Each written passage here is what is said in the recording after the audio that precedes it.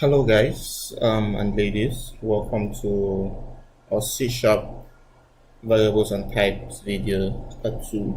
So in the first video I explained what a variable is, what a type is, and we gave a few examples. In this video we're going to be going deeper into variables and types, do a few more things with it. At the end of this video, my hope is we're going to write a simple calculator which you can actually use to do simple addition, multiplication, subtraction, and division. So we're going to be using variables in this example. So I'm just going to jump straight into it. So if you're on Windows, I'm going to open my terminal now, but if you're on Windows, you know that what you want to open now is the command prompt or CMD. If you're on Mac, you're opening your terminal too. And the first thing we're going to do here is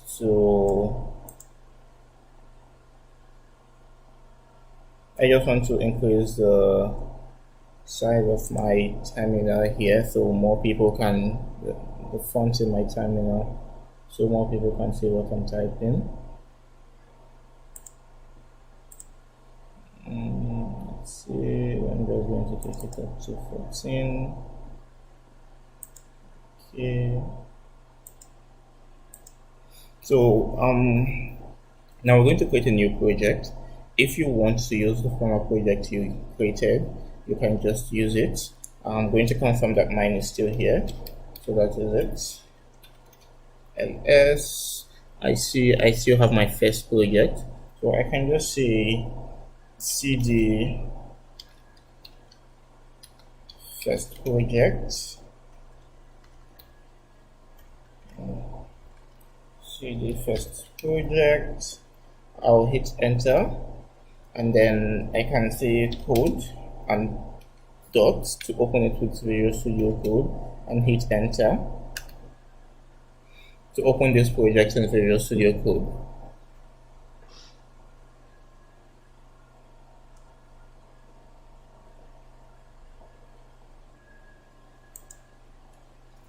Alright, so if you feel like you want to continue with this project, feel free to use it, but I will not be using this project or the variables one. I'm just going to create a new project for this exercise. So I'm going to just say cd dot dot. So what cd dot dot dot, it goes back one level. So I'll say cd dot dot, and if you noticed, I am no longer in first project. I have gone back to my root folder, and I'm just going to create a new project for this example, right? So the way to create a new project, if you remember, is to say .NET new console. So .NET new console creates a new project, and you have to give it a name. -n means name, and then I'm going to call this project variables 2. So we already have a variables project. If you try to use variables again, it's going to throw an error because we already have a variables project here. So I'm going to say .NET new console -n variables 2. So I'm creating a project called variables 2, and I'll just hit enter and let it run. We see that it says the template console application was created successfully, restore succeeded. So it has created this project, and we're just going to give it some time to load. By the way, I've heard a few people complain that the volume on some of the videos are not as loud. Please understand that I'm using my laptop's mic, and it's kind of a distance from me, so that's why it's low. Let's see how this one turns out, and if it's still low, I'm going to find something to do about it. Anyways, the project has been created successfully, so the next thing to do is to switch to the project folder. Before we do that, let's confirm that it's there. So ls, if you're on Windows, whenever I type ls, you type dir instead. So ls, if you're on Windows, the command you want to type here is dir But since I'm on Linux, I'm going to say ls and hit enter, and we can see that my project folder has been created, variables 2. I'm going to switch to this folder, cd variables 2, and I'll hit enter. Okay, I typed it wrong, so it's saying, hey, I can't find this folder. What I'm supposed to type is variables, variables 2. And now I've switched to variables 2. I can now open it with Visual Studio Code by using code and dots. I'm just going to give it a minute to open, and it's open. So we have our program.cs where we always start, have our variables.cs purge. Just going to click program.cs to open up the program. I'll just bump up my font a bit here. I've heard some people. Now, if you open up your project and you do not see your terminal, so if you notice here, I don't have my terminal here.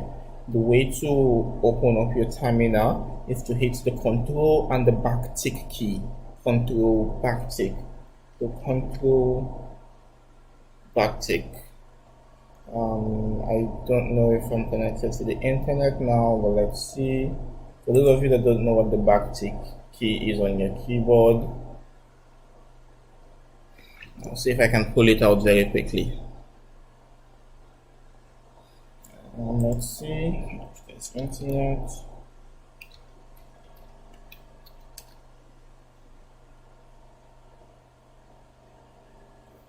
Okay, we have internet, so let's just Google Backtick key on keyboard. So I just want to show you guys what the Backtick key is.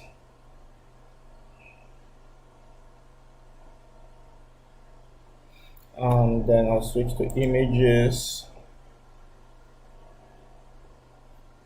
and then we can see the very first image.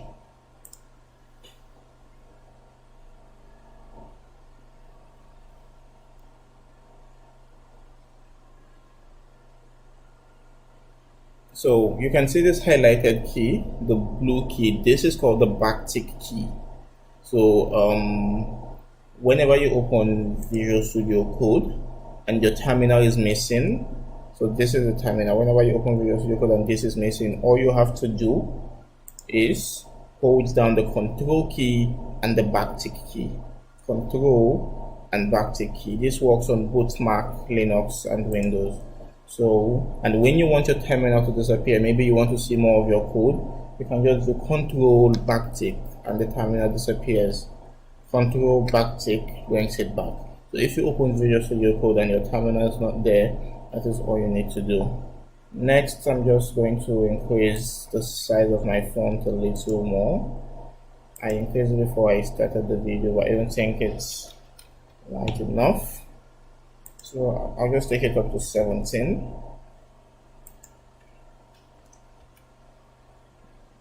And that's it. So I think this should be good enough. So what we're going to do in this example is we want to write a simple calculator, right? And if you remember from the last video, we simply want to tell our users, enter the first number, enter the second number. We're going to add those two numbers, and then we're going to print out a result. So very simple, right? Now we're going to start from, if you remember, the way to display text to our users is by typing console.writeLine or console.write. So the difference between console.writeLine, by the way, and console.write is that after console.writeLine, your cursor is taken to the next line. Let me show you. So I'm going to say console.writeLine. Please enter the first number. and then I'm going to put the cursor, and then what I expect here is that my user is going to, so this is going to display to the user, hey user, enter a number, and then I'm going to create a variable. Let's start by creating two variables that will hold our numbers. So I'm going to have the first variable int, because I want to add numbers here, or let's keep it simple for now. Let us save our numbers in strings. So I'm going to say string first number equals this. I'm not going to save anything in the number because I'm expecting my user to give it to me. And then I'll say string second number equals, and then I put this here, and then I tell my user console.writeLine, please enter the first number. And I can come down here just as we did in this first example and say first number equals console.readLine. So console.readLine is how we read input from the user from the console. And then I'm going to come down here, and instead of using console.writeLine, I'm going to say console.write, and then this time I'm going to say enter. Okay, let's keep it consistent. I used please in the first one, so I'll still say please, because we should all be polite. Please enter the second number, and then I'll put the prompt again. So please enter the second number, and then I'm going to pick out the second number just as we did. So we'll say second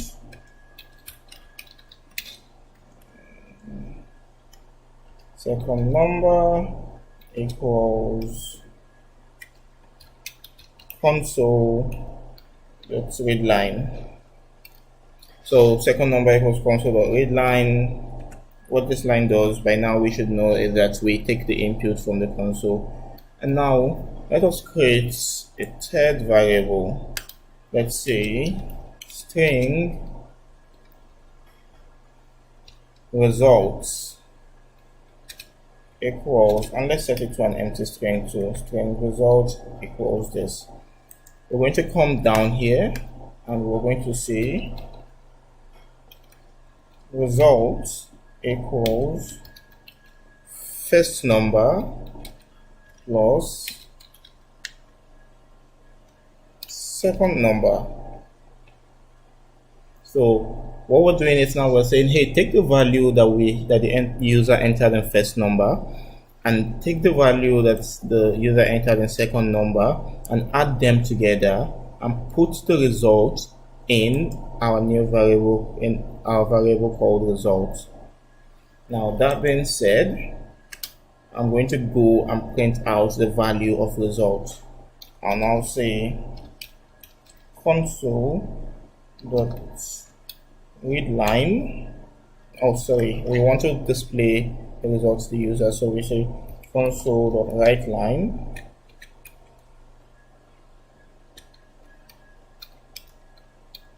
the answer is, I'm going to do something here which we haven't done before. I'm going to join two strings together. So I'm going to say the answer is, and then I'm going to add a plus. Okay, I think we've actually done this in our first video, probably. I'm going to say that the answer is plus results. So what we're doing here is very simple. We're simply saying print out the answer is, which is a string, and then notice that I put it between quotes, the answer is. So our program is going to write out the answer is, then it's going to go into result and say, hey, what is in results? And then when it gets whatever is saved in result, it's going to print it out too. So it's going to say the answer is, if result is 22, it's going to print out 22. If it's 14, it's going to print out 14. So that is what this line here is going to do. Now let's save this program and just run it very quickly. So I'm going to say, as usual, .NET run, or .NET run, and I'll hit enter. It's going to build it and then run it.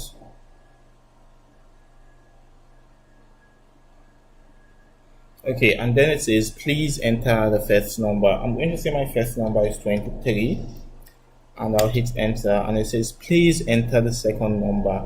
I'm going to say my second number is 9.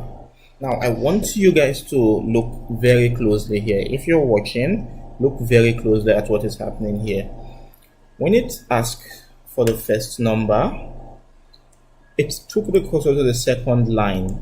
So it says please enter the first number, and then our input was on the second line, not on the same line. What we want when we're collecting this type of input from the user is to have our cursor on the first line here, but the second one put it on exactly where we want it to be, where it should be after our prompt.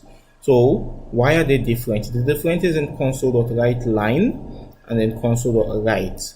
So in the first one, we're saying console.writeLine.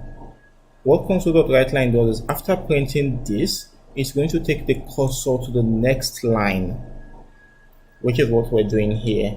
But with console.write, after printing our prompt, it's going to leave our cursor on the first line. Now, when you're displaying prompts that you expect a user to enter information after, you want to use console.write. So I'm going to change it to console.write.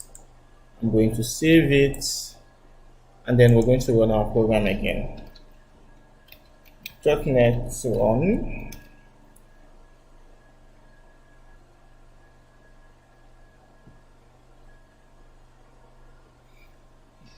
It's taking a while to build. Okay, so we see now that our prompt is no longer on the second line as it is here. It is now exactly where we want it to be. This time I'm going to say let my first number be 25.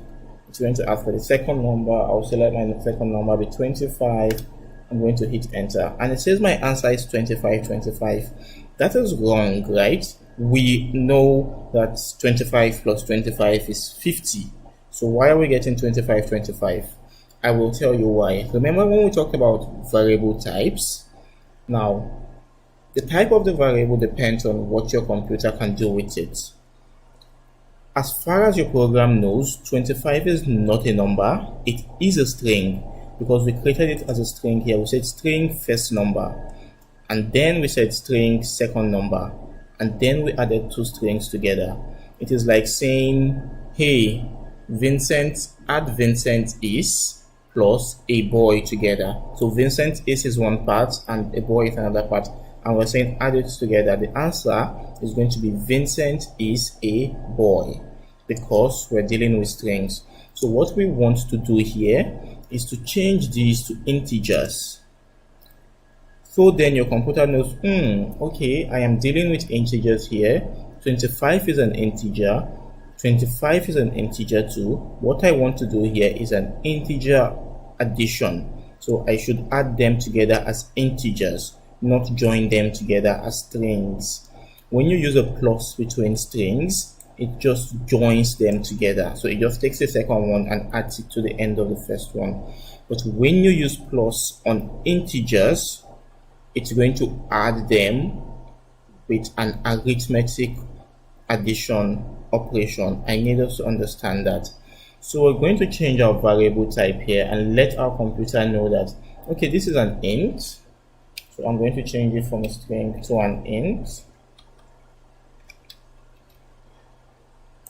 I'm going to change second number, and since I've changed it to an int, you now see there's a red line here. It's saying here you can't, so it says cannot implicitly convert type string to int. So it's saying here you created an int variable, but you're assigning a string to it. When we create an int variable, we assign 0 to it. So we assign, either you assign a number, say 7 or 9, it's going to, or 90, it's going to accept this. But since we want to collect input from the user, we don't know what the user is going to enter. So we're going to say, hey, set it to 0 to start with, or we can even create the variable and set it to nothing. If we set it to nothing, it's default value. So when you set it to nothing, the value is going to be 0. If you create an integer variable and you don't give it a value, its value is going to be 0. So I like to set mine to 0 explicitly, even though I know if I don't set it, it's going to be 0. But I like to set it to 0 just to have it there. I'm going to change my second number to an int 2. So I'll say int second number, I'll set it to 0 2. And then I'll change results to an int 2. Because then after doing the sum, I want to save it in an int variable. And then I'll change this to 0 2. Great. Now everything seems to look okay, but if I run this, I'm going to get an error. Just to illustrate, we have red lines here, which already mean there's a problem. But I'm going to try to run it anyways. Maybe I'm going to get lucky and it's going to run. So one way to clear, so first of all, I want to clear the output I have in my console here. The way to clear it, if you're on a Mac, you can use the command clear. If you're on a Mac or on a Linux or some Windows, you can just type clear and hit enter. If you're on a Windows and clear does not work for you, use the command cls and hit enter. So to clear your terminal, either clear or cls is going to clear it. Awesome. Now let's try to run this project again. .NET run. And let's see. Oh, sorry. It's actually running because so it actually ran because we didn't save this. So we didn't save it. It's still working with the previous version. I'm just going to save, and then I'll say .NET run again. And let's see. Okay, so it's now giving us an error. It says here there's an error. I can't convert a string to an int. And then a lot of times your error messages gives you a lot of information. So I see a lot of people saying, oh, I have this error, and sometimes all you need to do is read the error message and it kind of gives you an idea of what the problem is. So then instead of you saying, oh, I have this error, or my code, instead of you saying my code is not running, you're going to say, I have this error, this is the error message, can you help me fix it? So let us read this error message. It is saying, hey, I can't convert a string to an integer, cannot implicitly convert type string to int. So it says, hey, you're trying to convert, you're trying to save, and it's saying that is happening on line 14. And then we can go to our code. That is why our code has lines. So we go to line 14 and say, hey, what's going on line 14? Why are we having an error? And this is the error we have. And then we have an error on line 17 too, and it looks like it's the same error. Let me explain why we're having this error. Now, by default, we use console.readline to read things from the user, right? To read things from the console. Everything that comes back from console.readline is a string. It doesn't matter if you type 25, it doesn't matter if you type 200, it doesn't matter if you type 100. Console.readline is going to send it back to your program as a string. As an example, let us do something here. Let us change int first number to 100. Now we have an error here because now we have quotes. Whenever your program sees quotes around the number, it treats that number as a string. So if you have quotes around the number, that number is treated as a string, and that is why we have an error here. I'm just going to remove this quote and you see we no longer have an error. So by default, whenever your C# program sees quotes, it's going to say, okay, this is a string, even if it is a number that is between those quotes. I need us to understand that. So it is exactly the same thing that your console.readline does. So for console.readline, even if I type in 100 as the user, it's going to wrap it in quotes and send it back to your program. And then when that number comes back in quotes and you try to save it in an integer, it's going to give you an error and says, hey, what's going on? You're trying to save a string in an integer. So how do we fix this? This brings us to a topic why I actually broke this video into two parts. This goes to the topic of type conversions.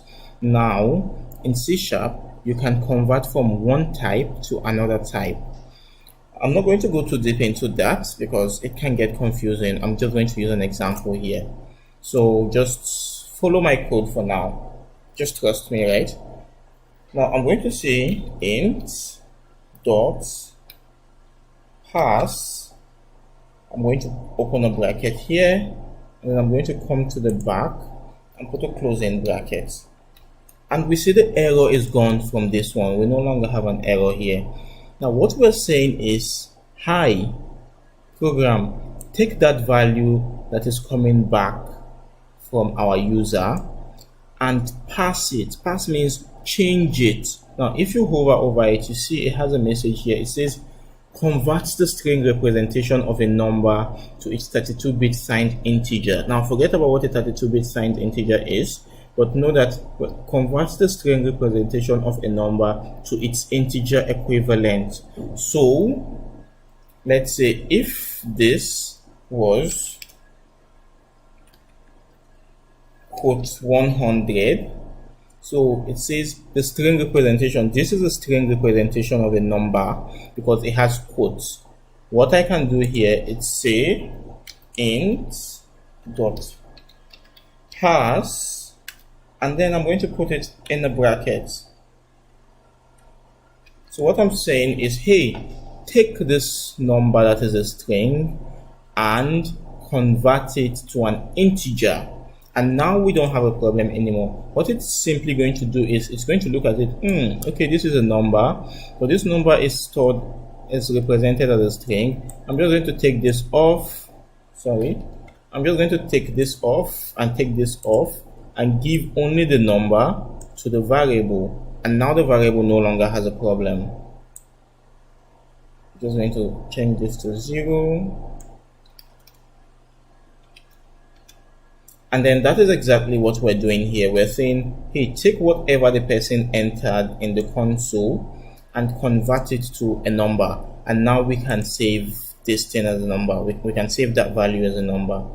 So we're going to come do the same thing here. We're simply going to say int dot pass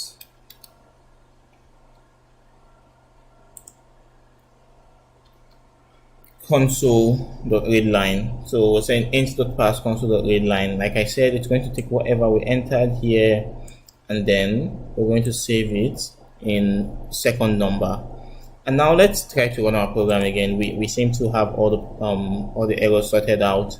Our result is an int. So when we say, since we now have all int, when we say first number plus second number, it is actually going to do an arithmetic addition. So it won't just join them together as string. It's going to add them and get their value and save that value in result. And then we can use that value to display an answer to our user. I'm going to say file, save, and then I'm going to clear my console first, and I'll say .NET run. I'll hit enter.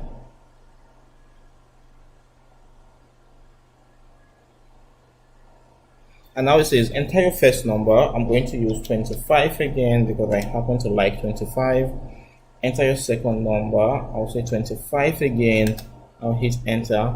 And now it says the answer is 50, which is what we expected.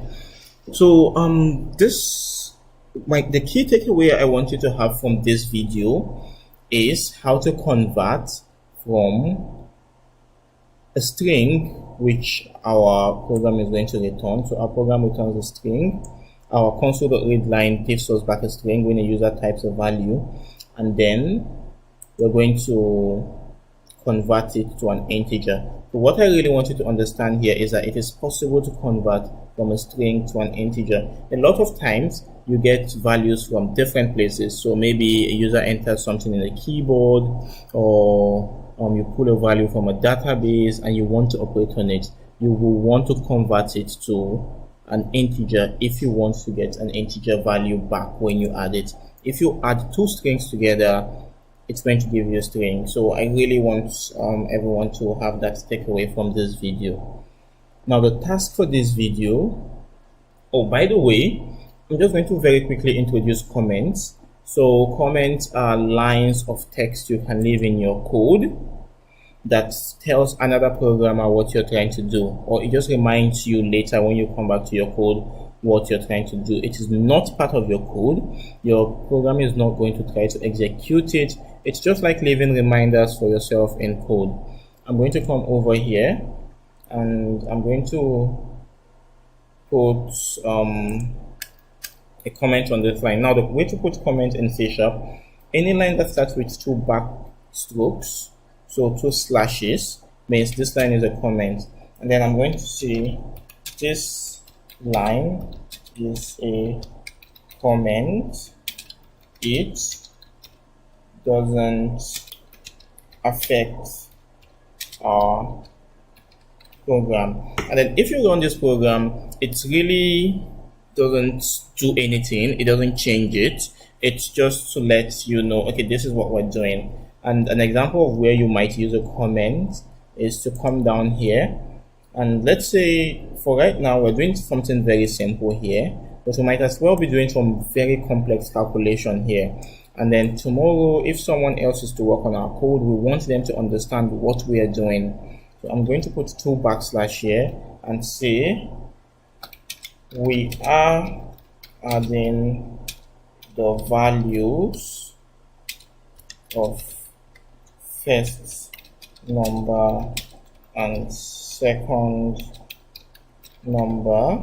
Can come to another line and continue your comment, and saving the results in the results variable. So I'm just going to leave a comment here for now. This is so when someone else comes to our code and looks at our code and says, what is going on here? Because we have left them a comment, they don't have to start digging through the code to understand, okay, what really is going on here, right? They can just read our comment and they say, okay, this is what this person is doing here, or this is what this person is trying to do here. Like I said, comments in our code do not affect our code in any way. They're just there for humans to read. I'm going to save this once again, and I'm just going to clear my console, and I'll run the program again, saying .NET run, just to prove that the comments are not going to change the behavior in any way. So first number, this time I'll select my first number with 40, and then I'll select my second number with 20, and then my answer is 60. You see, the fact that I added comments to the code did not change anything. So that brings us to our first task, basically. So what I want you to do, so currently I'm collecting first number, I'm collecting second number.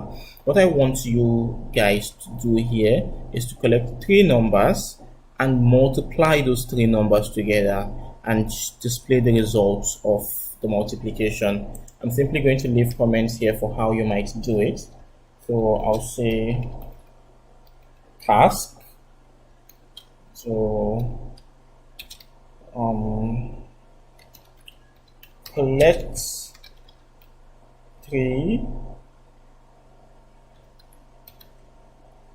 integers from the user and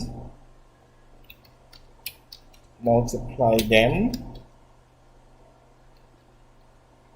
Spelled collect wrong here.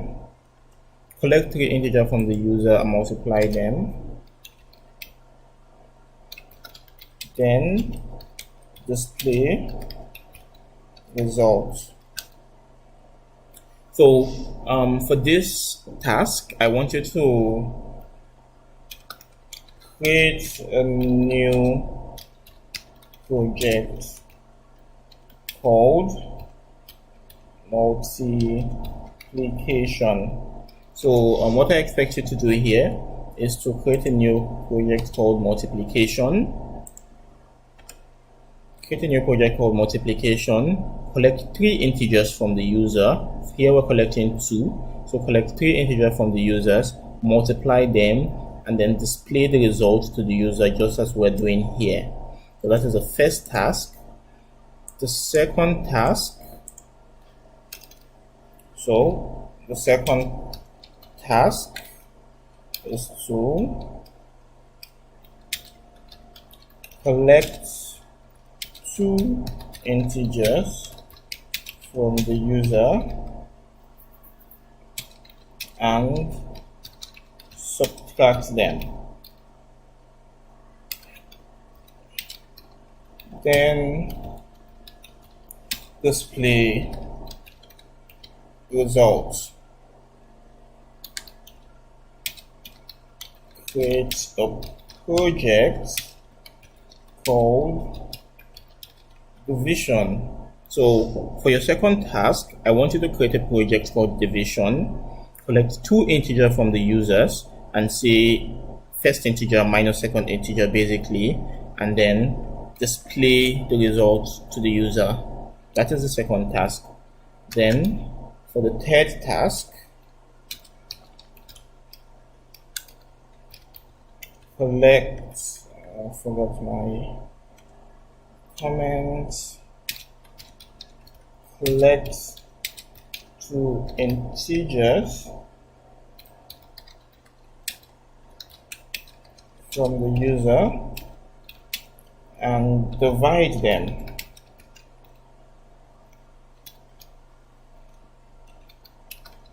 Then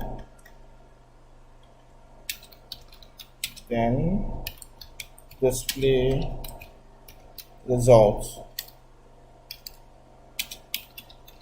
Create a project called sorry, I made a mistake here. This project should be called subtraction, and this project should be called division. So what I want you to do here is to create a project, name it division, collect 2 integers from the user and divide them. So you can say first number divided by second number, and then display the results out to the user. And I'm just going to add the command for creating a new project here. So .NET new console n